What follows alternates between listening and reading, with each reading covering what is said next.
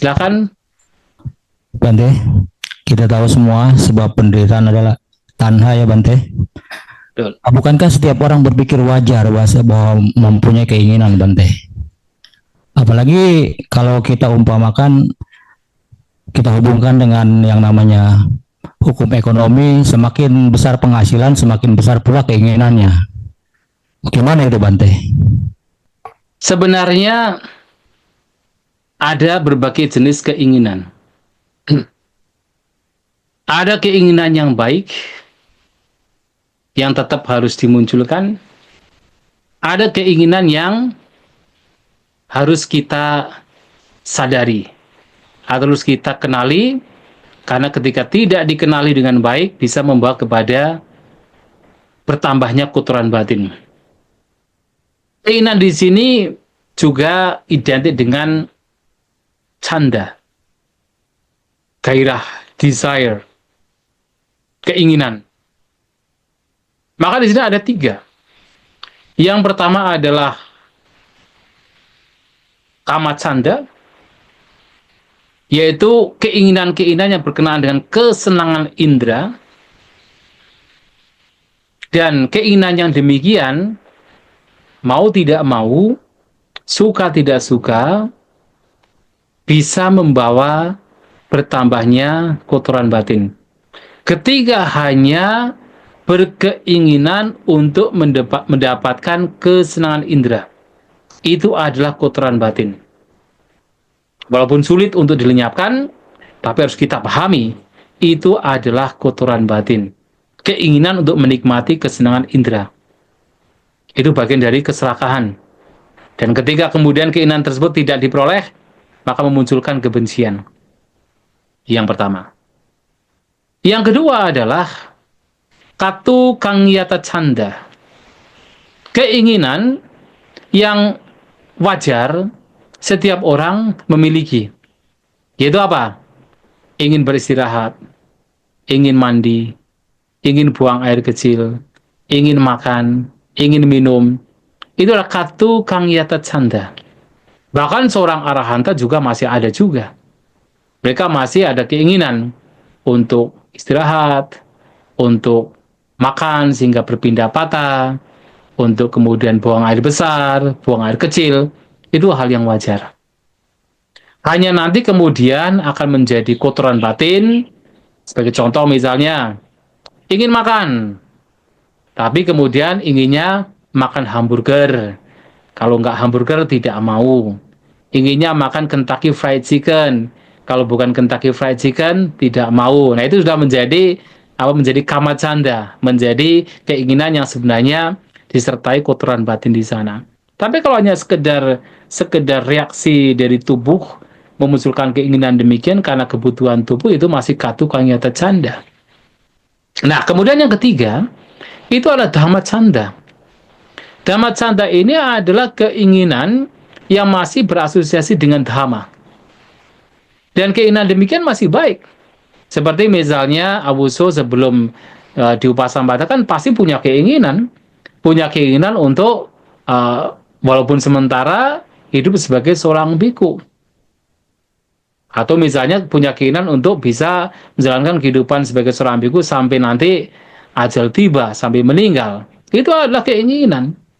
Kemudian dari kuti, memang agendanya hari ini, jam ini harus meditasi. Maka dari kuti juga muncul keinginan untuk bermeditasi. Dan keinginan-keinginan yang sifatnya bermanfaat, yang baik, itu adalah dhamma canda. Dan dhamma canda ini justru harus dikembangkan. Ketika itu baik, itu bermanfaat, itu harus dimunculkan.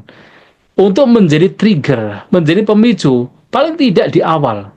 Di awal, untuk menjadi pemicu agar apa yang baik itu dilakukan. Bahkan Sang Buddha pernah menyampaikan bahwa seseorang bisa menghancurkan mana, yaitu pembandingan, itu dengan mana pembandingan. Mana ini sering diterjemahkan sebagai kesombongan, walaupun tidak lengkap, karena tidak hanya sombong saja, merasa pesimis itu juga bagian dari mana pembandingan. Dan juga seseorang bisa menghancurkan tanha, nafsu keinginan, itu dengan bersandar pada nafsu keinginan. Bahkan pernah menyampaikan demikian. Aneh ya? Jadi menghancurkan nafsu keinginan, bersandar pada nafsu keinginan. Nah, contohnya bagaimana? Sang Buddha memberikan sebuah pernyataan. Contohnya adalah beliau seumpamanya mengatakan kepada seorang siswa bahwa siswa tertentu telah mencapai kesucian arahanta. Nah, siswa yang mendengar ini adalah sahabat dari siswa tersebut yang telah mencapai arahanta. Tentu ia tahu keseharian orang yang dikatakan Sang Buddha telah mencapai arahanta. Ya, cara praktiknya bagaimana, cara hidupnya bagaimana, cara berpikirnya bagaimana, dia tahu. Kemudian dia berpikir, dia saja bisa, masa saya nggak bisa? Saya harus bisa. Di sana dimunculkan keinginan untuk seperti biku yang dikatakan Sang Buddha telah mencapai arahanta. Nah, ternyata dari keinginan tersebut, bahkan dari pembandingan tersebut, ketika mengatakan dia saja bisa, masa saya nggak bisa, kemudian muncul keinginan untuk seperti dia, dia, biku tersebut kemudian tekun untuk mempraktikkan meditasi, tekun untuk mempraktikkan dhamma, dan pada akhirnya juga mencapai kesucian arahanta. Nah, keinginan demikian, bahkan pembandingan demikian, itu masih bermanfaat, di awal masih bermanfaat. Karena ini masih bagian dari dhammacanda. Ada semacam desire, keinginan yang berkenaan dengan dhamma, berkenaan dengan hal-hal yang nantinya membawa kepada hal yang bermanfaat. Itu masih bisa dimunculkan dan tidak masalah. Tapi kalau kemudian seperti tadi misalnya contohnya, keinginan. Orang punya keinginan untuk mengembangkan kekayaan. Baik sekali. Selama kemudian didasari oleh kebijaksanaan. Kenapa tidak? Kebijaksanaan seperti apa? Ya, pertama tahu bahwa kekayaan ini penting, apalagi sebagai seorang rumah tangga yang masih menghidupi anak dan istri, menghidupi keluarga, itu sangat penting untuk kemudian dikumpulkan. Karena kalau tidak berpunya, tidak memiliki kekayaan atau serba kekurangan, menderita. Bahkan Sang Buddha menyampaikan kepada para siswa beliau, Dalita yang bikawe tu kalau kasming kama bugino. Wahai para biku, kemiskinan itu adalah penderitaan bagi seorang berumah tangga. Itulah kenapa Sang Buddha kepada para siswanya, bahkan beliau sendiri ketika bersama dengan berumah tangga dan ditanya tentang hidup yang serba kecukupan, Sang Buddha memberikan caranya. Hanya saja nanti bedanya adalah ketika seseorang sudah mengenal dhamma dengan baik, seseorang mengumpulkan kekayaan, tetapi tidak melanggar kemoralan. Nah, selain tidak melanggar kemoralan ketika kemudian mendapatkan kekayaan, ia menggunakan dengan sebaik mungkin. Tidak hanya untuk dirinya sendiri, tapi juga untuk yang lain. Dan yang lebih penting lagi, yang ini kadang sulit, tetapi Sang Buddha menyampaikan, adalah seseorang punya kekayaan, menggunakan kekayaan, tapi tidak dimabukkan oleh kekayaan tersebut. Ini yang menjadi penting. Nah, yang pertama sudah bagus, tidak punya kemoralan, punya kemoralan ketika mengumpulkan kekayaan, bagus. Kemudian kekayaan tersebut digunakan dengan bijak, tidak hanya untuk diri sendiri, tapi juga untuk orang lain. Tapi bisa juga orang masih dimabukkan oleh kekayaan tersebut. Dan itu adalah kotoran batin. Tapi ada pula orang yang walaupun punya kekayaan, dia tidak dimabukkan. Karena paham bahwa ini pun juga sifatnya tidak kekal. Ini pun juga akan ditinggalkan. Ini pun juga akan berpisah. Ketika pemabukan dalam batin itu muncul, kemelekatan dalam batin muncul, itu penderitaan. Dan lebih menderita lagi ketika harus berpisah dengan kekayaan tersebut. Maka memahami dengan bijak dan mengokohkan batinnya dengan bijak tentang ketidakkekalan berkenaan dengan kekayaan, itulah kemudian membuat seseorang punya kekayaan tetapi tidak dimabukkan oleh kekayaan tersebut, dan itu yang terbaik. Dan saya pikir kalau orang mengenal dhamma akan cenderung ke sana. Nah, tetapi kalau tadi misalnya dia kemudian ya katakan ya ketika mendapatkan kekayaan banyak kemudian terus mencari dan mencari, artinya karena dia tidak memahami dhamma. Kalaupun memahami dhamma tetapi tidak kemudian diupayakan untuk dipraktikkan. Makanya tadi kan dalam praktik jalan mulia bhunsur 8, selain dia punya perhatian, punya kebijaksanaan, ini baik ini buruk, yang ketiga harus ada daya upaya. Nah, kalaupun seseorang itu tahu ini tidak baik sebenarnya, bahwa melekat dimabukkan oleh kekayaan itu tidak baik. Tapi kalau tidak ada daya upaya, akan terus berlanjut. Akan berlanjut untuk terus mencari, mengejar, pada akhirnya diperbudak oleh nafsunya sendiri. Karena tidak ada upaya untuk meredam, melenyapkan kemelekatan, pemabukan terhadap kekayaan. Maka seseorang harus selalu bagaimana? Ya ketika seorang rumah tangga mencari kekayaan, tetap mencari tetapi tetap harus ingat berkenaan dengan ketidakkekalan dari semua ini, ketidakkekalan dari harta benda yang dikumpulkan. Karena kalau sudah dimabukkan, sudah melekat terkadang akan menjadi ya sulit. Bahkan ketika tahu bahwa ini tidak benar, tahu ini sebenarnya tidak baik, dilakukan demi untuk mendapatkan kekayaan sebesar mungkin. Walaupun dia tahu bahwa mencuri itu tidak benar, korupsi itu tidak benar, tapi sudah kalau kemelekatan sudah terlalu besar, pemabukan terhadap kekayaan semakin besar, dia tidak peduli dengan hal semua itu. Maka dia lakukan hal-hal yang buruk. Maka dalam konteks yang seperti ini, keinginan ketika itu berkenaan dengan dhamma, itu bahkan masih bisa dikembangkan, bahkan dibutuhkan dalam kondisi-kondisi tertentu, tetapi kemudian dalam keinginan demikian juga harus tetap disadari. Jangan sampai kemudian menjadi kemelekatan baru, pemabukan baru, apalagi kalau berkenaan dengan harta benda, menjadi pemabukan baru yang itu akan sebenarnya merugikan diri sendiri, merugikan pengembangan batin diri sendiri. Itu yang mesti disadari dengan cara untuk selalu merenungkan ketidakkekalan dari semua itu dan mengupayakan untuk tidak terbius, untuk tidak dimabukkan oleh hal-hal yang bersifat duniawi. Yaitu semoga bisa menjadi tambahan. Ya, Wandami Bante izin bertanya. Tadi dikatakan oleh Bante kan kita boleh ya rumah tangga ya memperoleh kekayaan, tetapi tidak dimabukkan dengan kekayaan tersebut. Boleh Bante dijelaskan Bante apa sih yang harus dikembangkan, dilatih ya, khususnya bagi rumah tangga ya, agar tidak dimabukkan oleh kekayaan tersebut. Dan yang kedua, bagaimana ya Bante ya, di zaman sekarang ini ekonomi sedang mengalami kesulitan ya. Saat ini banyak juga saudara-saudara saya yang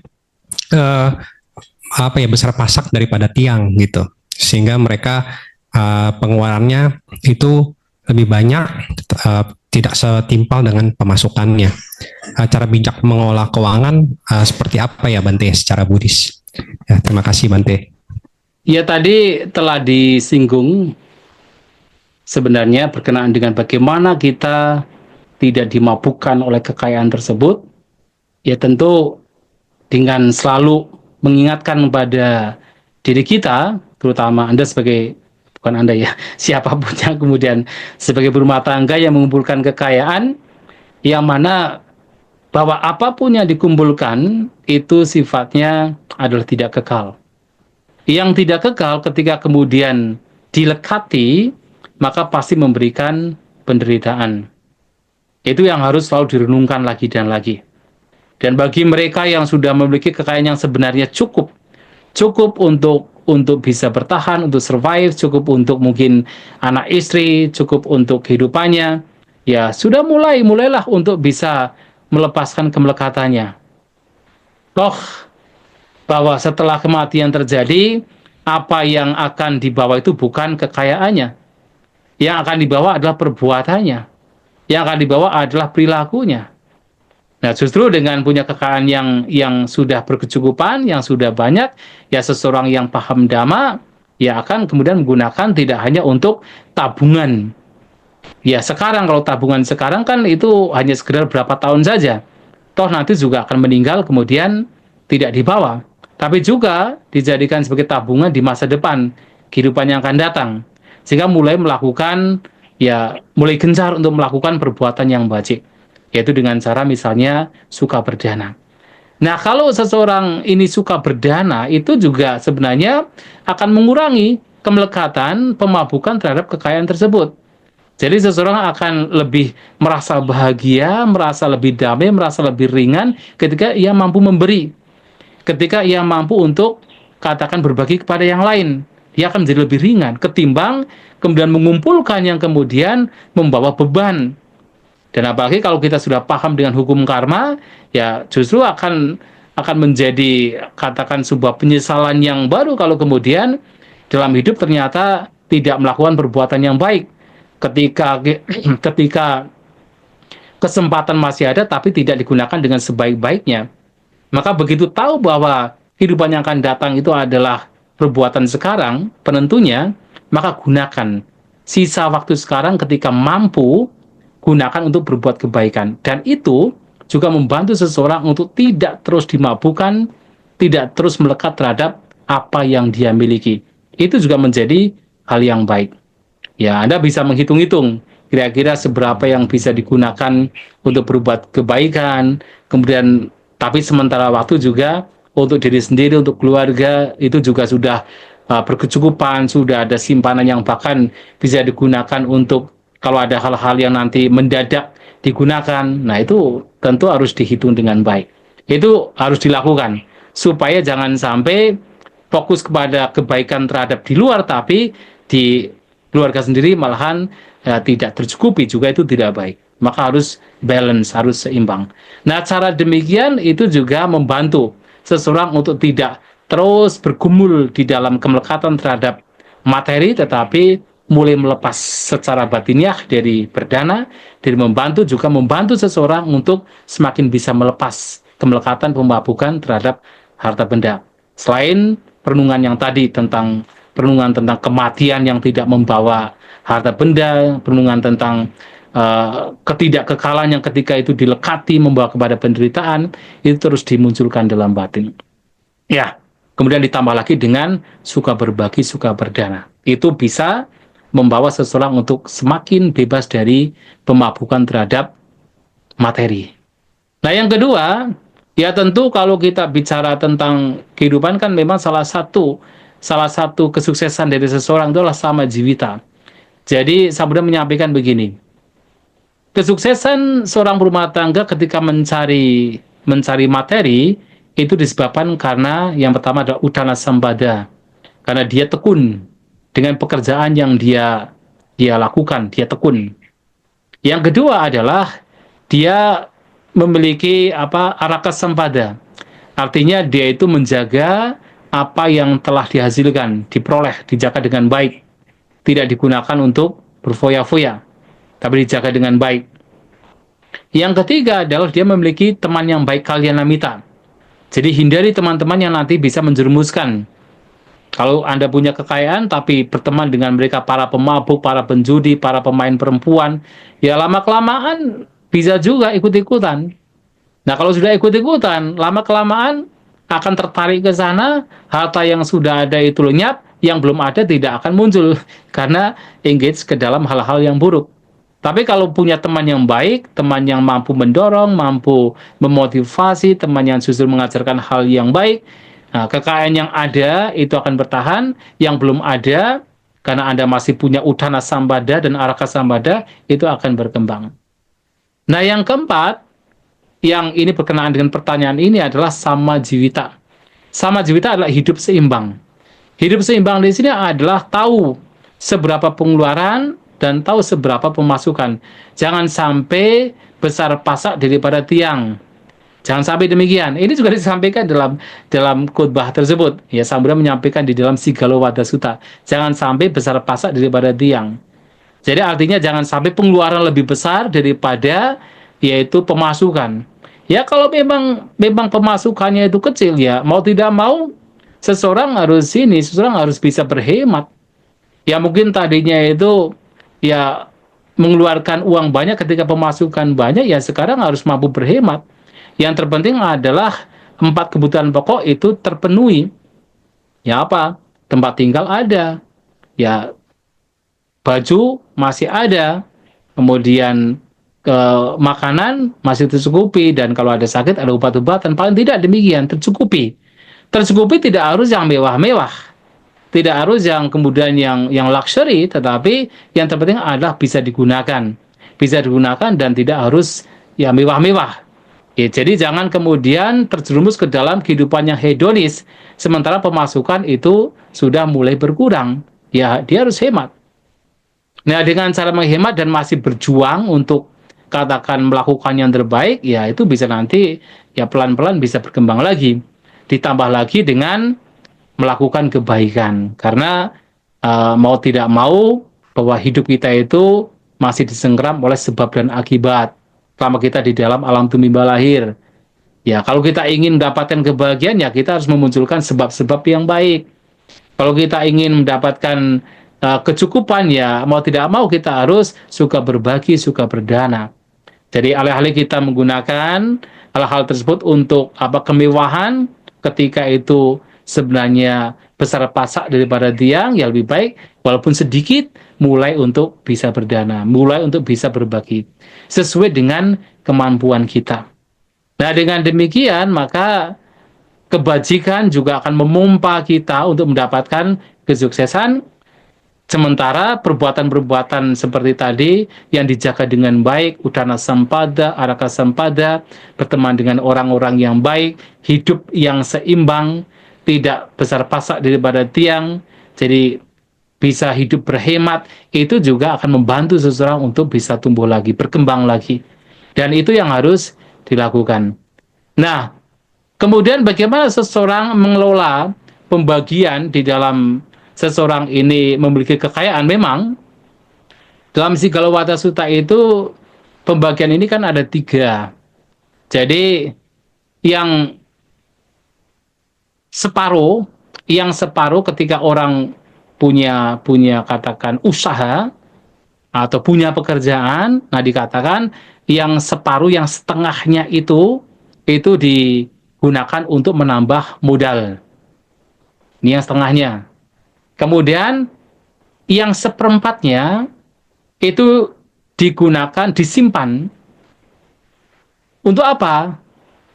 Untuk persiapan kalau ada kebutuhan yang mendadak. Karena kadang-kadang ada kebutuhan mendadak.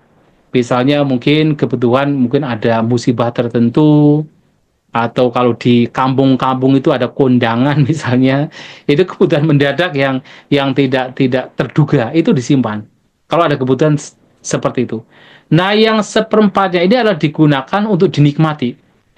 Yang dimaksud dinikmati di sini itu tidak hanya dinikmati untuk diri sendiri, tapi juga dinikmati untuk orang lain. Artinya juga bisa digunakan untuk berdana.